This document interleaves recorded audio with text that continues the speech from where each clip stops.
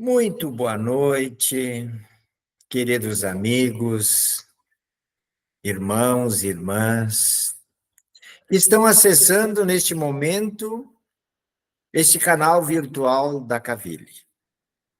Estamos no Facebook, estamos na sua casa, estamos no seu trabalho, estamos onde você se encontra e está dedicando um tempinho da sua vida a nos escutar, a refletir sobre o que o Espiritismo tem para nos ajudar a evoluir. Então, seja muito bem-vindo. Esperamos que esses breves momentos em que estaremos juntos possamos colher o melhor para que as nossas vidas possam efetivamente utilizar destes ensinamentos e a gente possa melhorar nossa passada. Sabemos que o Espiritismo, ele nos convida a uma reflexão sobre as leis naturais e os valores espirituais a partir de nós mesmos, né? Da nossa consciência, com lógica, com harmonia, com sabedoria e com caridade. E temos no Mestre Jesus, o nosso guia, o nosso modelo, aquele que nos fortalece com o seu imenso amor todos os momentos do nosso viver. Que Ele esteja conosco mais uma vez, que possamos ser envolvidos pelo seu amor, pela sua misericórdia e pelos seus prepostos que estão espalhados pela terra, estão aqui comigo, estão aí com vocês, estão em todos os lugares. Então, hoje nós vamos trazer para reflexão, meus queridos, um tema chamado condutas saudáveis. Sim, é um tema que o Espiritismo aborda. Por isso eu preciso fazer alguns esclarecimentos. Eu não vou falar aqui de alimentação, eu não vou falar de exercício físico, nem de sono regular. Eu sei que essas coisas são importantes, são condutas saudáveis para o nosso corpo físico, mas o que eu vou falar aqui tem a ver com o meu espírito, com o espírito de vocês, com a nossa alma. São condutas saudáveis para a nossa alma. Também convém a gente esclarecer, e não é um libelo de moralismo. Quando eu pousei a minha destra sobre este tema, fiz pesquisas, inserções, pensando no que melhor cabia eu ouvir neste momento. Então, se alguém, por infelicidade, for ferido na sua sensibilidade, nos perdoe. A lição é para todos nós, principalmente para mim. Outro aspecto importante que eu vou ressaltar antes da gente começar o nosso trabalho é que essa mensagem ela é alicerçada dentro dos ensinamentos espíritas. Todos sabemos que o espírita é cristão por natureza, pois o espiritismo adotou os ensinamentos do Mestre Jesus como alicerce basilar da sua doutrina. Então, o ensinamento vale para todos os cristãos, tendo em vista que o que Jesus ensinou não tinha um cunho de estabelecer uma religião, servia e serve para toda a humanidade. E é o que o Espiritismo propõe, serve para toda a humanidade. E, finalmente, antes de nós entrar na nossa reflexão, eu preciso também fazer um alerta sobre o momento que vivemos. Que momento é esse que nós vivemos? Estamos em pleno transição planetária, meus amigos. Estamos passando por um período em que a Terra vai mudar de patamar vibratório, de planeta de expiação e provas para um planeta de regeneração. E por que nós devemos nos preocupar com este momento? Porque lá na Gênesis, no capítulo 18, os tempos são chegados, no item 27, a geração nova, Está assim expresso. Kardec colocou assim para nós aprendermos. Para que na terra sejam felizes os homens, os seres, preciso é que somente a povoam espíritos bons, encarnados e desencarnados, e que somente ao bem se dediquem. Havendo chegado o tempo, então o tempo que nós estamos falando agora, grande emigração se verifica daqueles que a habitam. As dos que praticam o mal pelo mal serão excluídos, por se constituírem obstáculo ao progresso dos bons.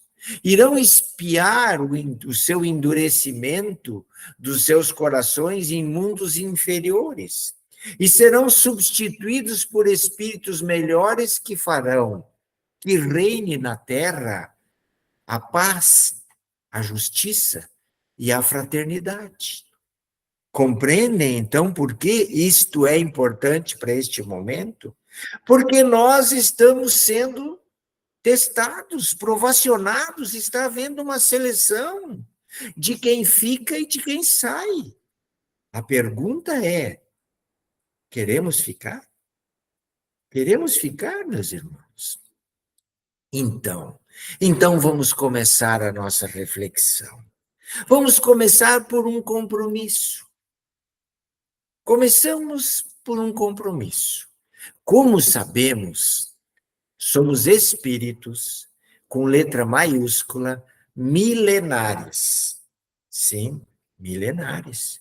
Muitos de nós já têm milhões de anos e somos endividados. Por isso que estamos na Terra, planeta de expiação e prova. Estamos aqui porque a nossa condição vibratória nos trouxe para cá, para evoluir aprendendo, sendo provacionado e quitando as nossas dívidas com as leis de Deus. E segundo os espíritos orientadores, não são de pequena monta. Como sabemos também, Deus, nosso Criador, é soberanamente bom e justo e quer o melhor para os seus filhos. Embora suas leis sejam rigorosas na aplicação, portanto, a lei de progresso é o nosso maior desafio pessoal, é intransferível, mas Deus, na sua imensa misericórdia, proporciona a cada um de nós a melhor oportunidade de evolução possível. Compreendem? Como sabemos, nada é por acaso. Nesta linha de raciocínio é que vem o compromisso. Nós nos tornamos espíritas por opção existencial ou por necessidade. Fomos convidados e aceitamos. Então, eu explico. Quando da nossa preparação para esta encarnação, entre tantas programações possíveis no nosso planejamento reencarnatório, quem quiser saber mais, leia lá no Livro dos Espíritos, segunda parte, capítulo 6, A Vida Espírita, item 5, questão 258 e seguintes, está lá escrito o quê? A escolha das provas. Na questão 264, estão os motivos que nos levaram a ser o que a gente é hoje. Nós escolhemos a nossa encarnação segundo a natureza das nossas faltas. E escolhemos o melhor caminho para progredir mais depressa. Portanto, gente, para acalmar os corações, estamos na vida que desejamos levar. Estamos na vida que melhor nos identifica com a nossa condição vibratória. Desejamos ser cristãos e muitos de nós desejamos ser espíritas, trabalhadores da última hora e viemos para o corpo de carne. Esse é o nosso compromisso como encarnados nesta vida. A justificativa O que nos esperava aqui e o que nós sabíamos que iríamos enfrentar? Emmanuel, no prefácio do livro Conduta Espírita de Chico com André Luiz, nos diz: abraçamos seguir Jesus no Espiritismo. Pedimos a cada passo orientações para as atitudes que a vida nos solicita. Certa feita, disse o mestre: quem me segue, siga-me. E noutra circunstância afirmou: quem me segue não anda em trevas. Reconhecemos assim que não basta admirar o Cristo e divulgar-lhes os seus preceitos e os seus ensinamentos. É imprescindível acompanhá-lo para que estejamos na bênção da sua luz. Quem admite a condição de cristão espírita deve atender-lhe às indicações, e quem assim procede, em parte alguma sofrerá dúvidas ou andará nas sombras. Também está no Evangelho, segundo o Espiritismo, no capítulo 20, os trabalhadores da última hora, no item 5, os obreiros do Senhor, o seguinte: aproxima-se o tempo em que se cumprirão as coisas anunciadas para a transformação da humanidade. Chegou, é agora. Ditosos serão os que houveram trabalhado no campo do Senhor com desinteresse e sem outro móvel, senão a caridade. Foi a nossa proposta na nossa carta reencarnatória. Porquanto o Senhor nos dirá: vinde a mim, vós que sois bons servidores, vós que soubestes impor silêncio aos vossos ciúmes e às vossas discórdias, a fim de que daí não viesse dano à grande obra que estamos ajudando a construir. Sueli Caldas Schubert, uma escritora espírita, na psicografia do espírito Manuel Filomeno de Miranda, no livro Nas Fronteiras da Nova Era, nas páginas 439 e 440, ela nos ajuda a entender esse processo da seguinte maneira. Diz ela: diz o espírito Manuel Filomeno de Miranda, ela psicografa, onde, numa reunião de espíritos socorristas de casas atacadas pelas trevas, cujo comando missionário é de Bezerra de Menezes, apareceu lá quem? Nada mais, nada menos do que Francisco de Assis, que veio nos dar o seu testemunho, a sua fala, o seu conforto a nós. Diz ele: Jesus acena-nos com a sua misericórdia, convidando-nos à luta na sua seara de sacrifícios. Ninguém espere gratificações pelo trabalho a executar ou regime de exceção no programa depurativo porque passa o planeta. A contribuição pessoal é valiosa em forma de dedicação ao dever e renúncia ao egoísmo destruidor, que tem sido a causa da ruína de todos aqueles que avançam inadvertidos desse perigo eminente. Não vamos nos insurgir em relação ao testemunho. Uma existência sem sacrifício e sem abnegação é uma viagem sem gratulação íntima ao país da fantasia, que a realidade demonstra a falta de significação. É uma mensagem de apoio de Francisco de Assis a todos nós que fizemos a nossa programação dentro desse contexto que eu coloquei no início? Sim, mas é também de comprometimento. É também de comprometimento. Por isso que condutas saudáveis para a alma são necessárias. E nós vamos encontrar elas lá no livro Conduta Espírita de Chico com André Luiz. Quando nós falamos das condutas perante nós mesmos, como devemos nos comportar? Fugir de julgar-nos superior somente porque somos cristão espírita. Não é a condição que exalta o trabalhador, mas o comportamento moral com que se conduz dentro dela. Vigiar as próprias manifestações, não se julgando indispensável e preferindo a autocrítica ao autoelogio. Toda presunção evidencia afastamento do Evangelho. Render culto à amizade, à gentileza, estendendo-a quanto possível aos companheiros de jornada, aos familiares e todos aqueles que nos cercam. O Espiritismo é um caminho libertador. O servidor fiel a Jesus possui na sua consciência a tranquilidade e a fortaleza inatacável. Diz Paulo aos Coríntios, para nos lembrar ou para fortalecer isso que eu acabei de dizer. Examinai-vos a vós mesmos, se permaneceis na fé. Provai-vos a vós mesmos, se assim acontece. Lições não nos faltam.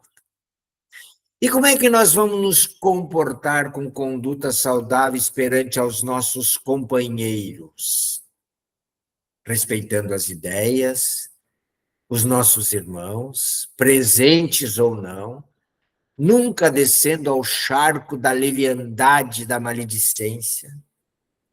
Quem reprova alguém conosco, quem fala mal de alguém para nós, de certo nos reprova para alguém quando nós não estamos juntos.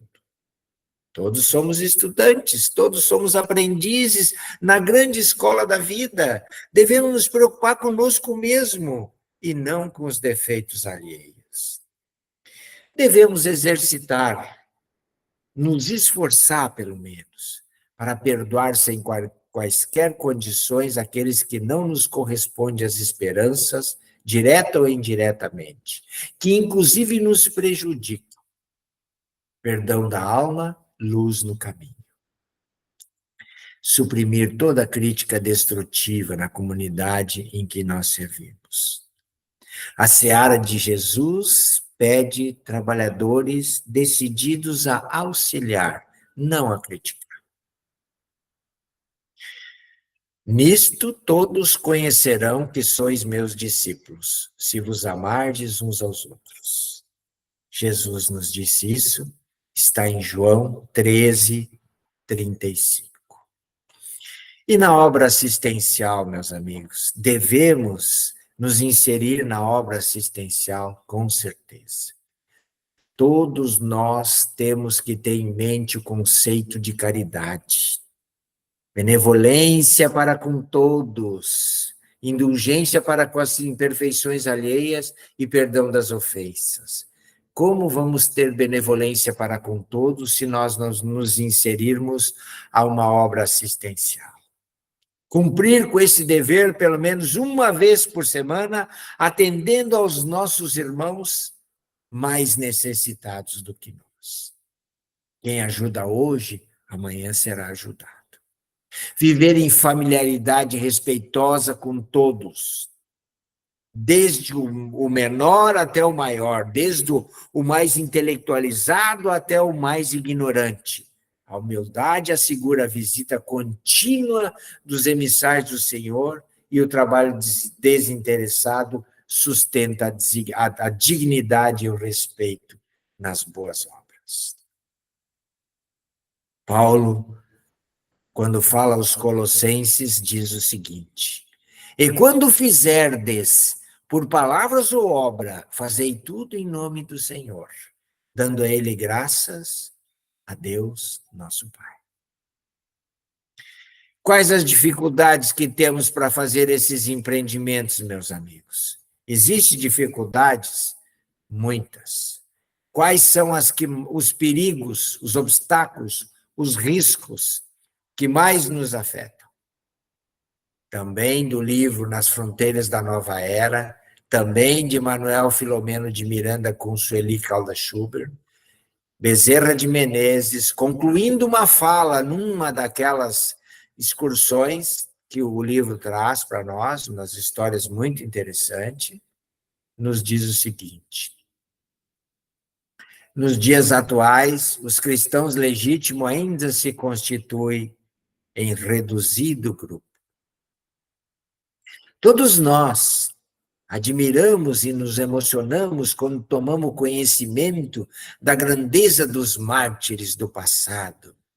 Mas quando convocados ao prosseguimento do testemunho, nem sempre nos comportamos como seria de desejar. Por isso que o refúgio da oração apresenta-se como lugar seguro para reabastecer as forças e prosseguir com alegria. Quando não souber o que fazer, ore. Ore e peça forças a Deus para tocar a tua jornada. O sacrifício existe e a gente sabe. A fidelidade pede confirmação pelo exemplo. Não é o verbo, é a atitude. E o que está por trás dessas dificuldades apresentadas por esses insígnios benfeitores? A maior chaga da humanidade, o egoísmo, o pai do orgulho e da vaidade, de onde deriva todos os males. E que o Espírito Pascal, lá no Evangelho segundo o Espiritismo, capítulo 11, no Amar ao Próximo como a si mesmo, nos diz o seguinte: se a caridade reinasse na terra, o mal não teria mais predominância. Fugiria todo envergonhado e se esconderia, porque se encontraria deslocado por toda parte. Então o mal desapareceria. Ficai bem compenetrado disso. Nos orienta o Espírito Pascal. E não é, meus amigos. Preenche a terra de energias boas, de comportamentos bons, bondosos, caridosos. O mal vai se sentir deslocado. Há egoísmo quando nós esquecemos o que Jesus disse. Tudo aquilo que quereis que vos faça, fazei vós aos outros. Quando nós esquecemos, a gente está sendo egoísta. E uma sociedade egoísta sofre. Quem tem compreensão sabe que a dor é o remédio para fazer desabrochar o amor, para fazer desabrochar a caridade. O amor é a grande luz que se expande. Então, a dor, ela acaba nos dobrando o joelho e fazendo com que nós reflitamos sobre um caminho diferente a seguir. Quais os resultados que nós podemos obter com tudo isso? Já sabemos do nosso compromisso, da causa que abraçamos, do dever que nos é imposto, das dificuldades de aplicação desses compromissos, dos motivos íntimos das dificuldades, de que muitos são os chamados e poucos os escolhidos, a porta estreita lá no Evangelho, capítulo 18. Mas sabemos, sobretudo, meus irmãos, que os espíritos superiores não cessam de trabalhar, pois consideram o labor uma grande ventura. Estão sempre em busca de parceiros empenhados na reforma íntima e, quando encontram condições favoráveis, é por meio deles que passam a disseminar o resultado das suas obras. Sejamos nós os seus aprendizes. Um exercício interior fundamental para nós nos libertarmos do orgulho é concluir mentalmente, depois de sentir no fundo do coração que é um eterno aprendiz. Recordando aquela máxima de Sócrates: quanto mais sei, mais descubro que nada sei. Ninguém é proprietário de nada, de quem quer que seja. Tudo pertence a Deus. Nesse aspecto, percebe-se o quanto o egoísmo está apegado ao orgulho. Ninguém tem o direito de criticar, de reter, de possuir o que não precisa, porque tudo isso contribui para o desequilíbrio das relações sociais e disso que nós estamos presenciando neste momento da Terra. As insígnias conquistadas na Terra só valem para as relações sociais primárias da Terra. O que se carrega para qualquer lugar do universo não é o poder, não são os bens materiais que adquirimos aqui na Terra. É um empréstimo que Deus nos oferece. É um usufruto. usufrutuários disso. O que nós levamos para a eternidade, com base nas leis de Deus, é aquilo que a ferrugem não pega, que é as nossas virtudes, que são as nossas virtudes, a nossa evolução moral. Isso é patrimônio nosso. Cada vida nós vamos entrar e sair com este objetivo. E nesta, a gente já, que está num processo de seleção, possa se considerar praticante, esforçado, aprendiz de condutas condizentes com as leis de Deus, porque efetivamente queremos melhorar a nossa passada. Esse é o nosso recado de hoje, meus amigos. Esse é o nosso recado que eu queria deixar de condutas saudáveis, num momento tão grave que a humanidade está passando, no momento em que nós temos que refletir por que tanta coisa está acontecendo. Tanta miséria, tanto desastre, tanta guerra, tanta discórdia, tanta monopolização de ira, de bestialidade. Amemo-nos, nos esforcemos para justificar aquilo que lá no nosso planejamento reencarnatório nós assumimos um compromisso de fazer. Muita paz e muita luz para todos vocês, todos que nos assistem, e muita paz e muita luz para este planeta Terra, para todos que estão no guante do sofrimento, da provação, seja na miséria, na doença, no sofrimento, nos becos, nos prostíbulos, nas guerras. Que Deus os abençoe, que Jesus os auxilie. Uma boa noite a todos e até o próximo compromisso com vocês, que é uma alegria sempre estar aqui. Uma boa noite.